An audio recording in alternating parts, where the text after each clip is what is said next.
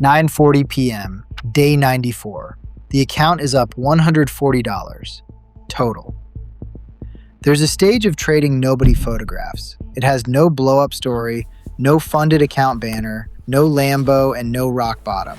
And it sits exactly one stage before profitability.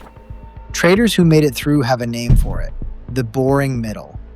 Your journal says, followed the plan 14 days in a row, and nobody claps. There's nothing to post. Your friends stopped asking how trading is going, and you stopped bringing it up. Most traders quit inside this stage, not because they're losing, because nothing is happening. If your last 3 months have felt like nothing is happening, this video is about you.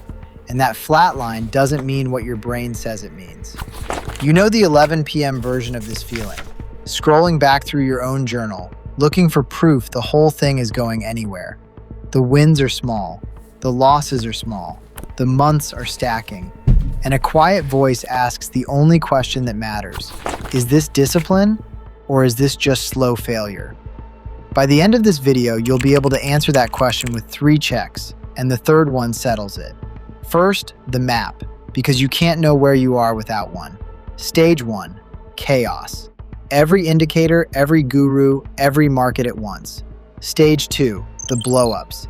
Fast money, faster losses, the deposits we covered in the small accounts video. Stage 3, survival. The rules finally exist: sizing, brackets, 2 loss stops, and the account stops dying. And then, stage 4, the one no course mentions. The rules work, the chaos is gone, and the equity curve goes flat for months. Stage 5 is profitability, and almost everyone who reaches it says the same sentence. The 4th stage was the longest, and it nearly took them. Here's what the boring middle actually feels like from the inside, because recognizing it is half the survival. The losses stopped being dramatic. Remember when a red trade could wreck a whole evening? Now it's a line item. You log it, you close the platform, and the feeling you notice, if you're honest, is nothing. The dopamine is gone. This is the part nobody warns you about. We spent an entire video on the click, the entry rush, the refresh, the maybe. When you finally trade with real structure, that entire chemical economy shuts down. Your brain, which learned to love trading because of the slot machine, now reports the truth as a malfunction. Boredom becomes evidence that something's wrong. It's actually evidence the engines are finally off. There's a name for what you're fighting, and it isn't just boredom. Psychologists call it an extinction burst. When a behavior that used to get reinforced stops getting reinforced, the urge to perform it doesn't fade quietly. It spikes first, harder than before, right before it dies out for good. A slot machine that stops paying doesn't get abandoned immediately. The gambler pulls the lever faster. Your trading brain, trained for years on the drama of the click, is mid-extinction burst right now. The itch to override the plan, take the extra size, check the chart for the 10th time in an hour, that's not weakness leaking through. That's the old system's last, loudest protest before it finally goes quiet. It gets worse right before it gets boring. That's not a bad sign, it's the sign. Even your identity goes quiet.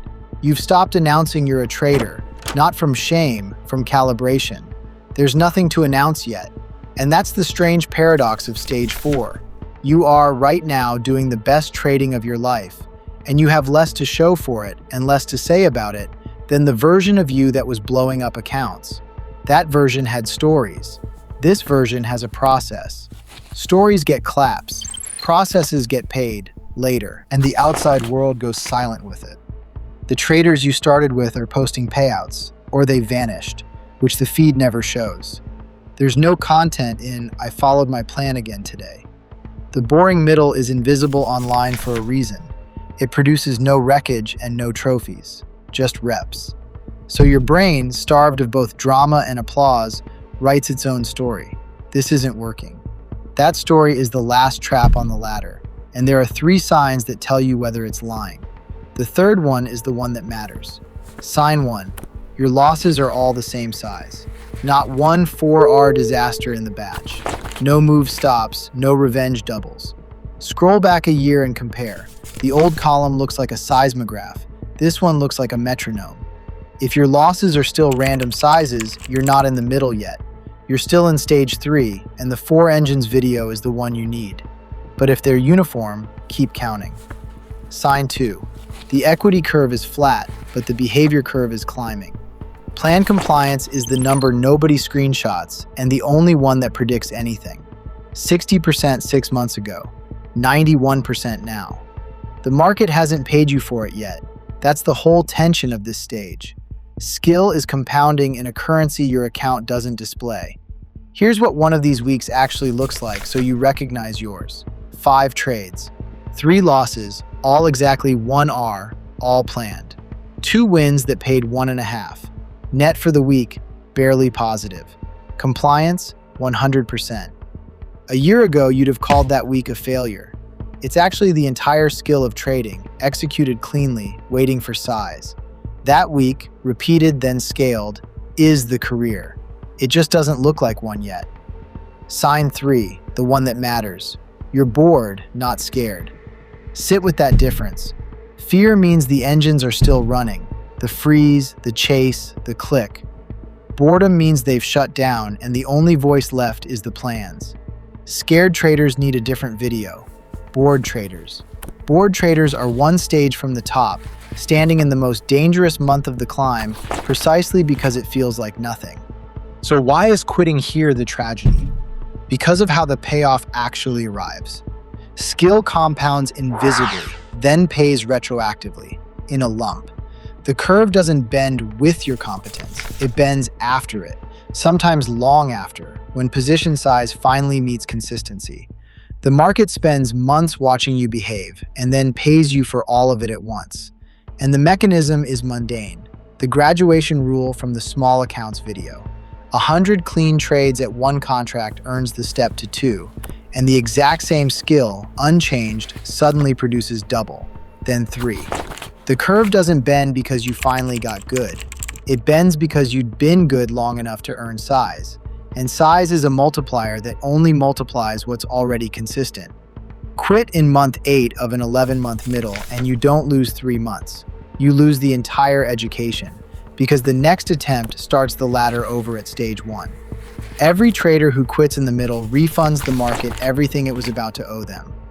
Take a trader named Marcus. The pattern is common enough that the name barely matters. 8 months into his boring middle, 91% plan compliance, 3 flat months running, $40 net for the entire quarter.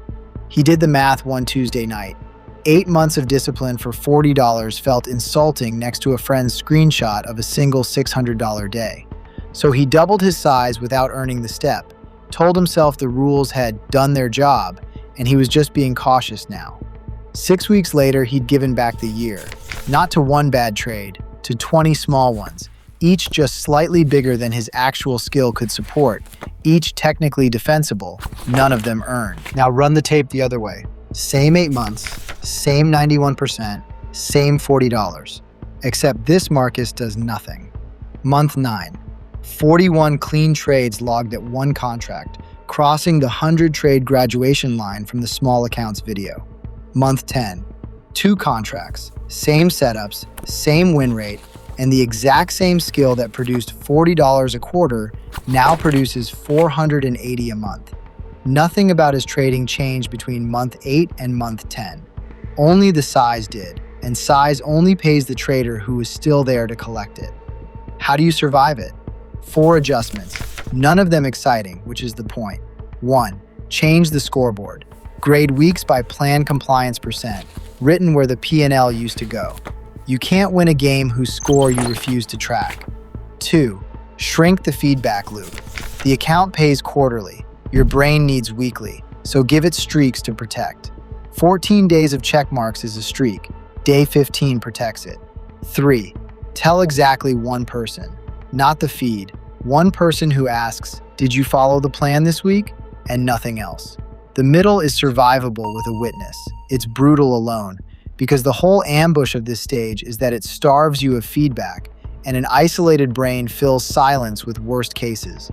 One person, one question, once a week, replaces the applause the feed never gave you with the only applause that correlates with the outcome. 4. Starve the comparison. Mute every account that posts P&L. not forever, just for the middle. You already know the funded account banners and the $600 screenshots are survivorship bait, cherry-picked from a feed that never shows the accounts that vanished quietly. But knowing that doesn't protect you at 11 p.m. when the algorithm serves you one more anyway. The fix isn't willpower, it's environment. Unfollow, mute, keep open the one app that hosts your journal and close the one that hosts the comparison. Every screenshot you see resets the scoreboard back to dollars, undoing adjustment 1 before it has a chance to compound. So, which month are you in? Month 2 of the boring middle or month 9? Type the number, just the number, and watch how many traders you thought were stuck turn out to be standing exactly where you are, one stage from the bend. If your losses are still random sizes, watch the 90% video. The 4 engines are what's keeping you out of the middle. And if you're bored, genuinely bored, protect the streak and stay. Nothing happening was always the goal. It just doesn't feel like it until the day it pays.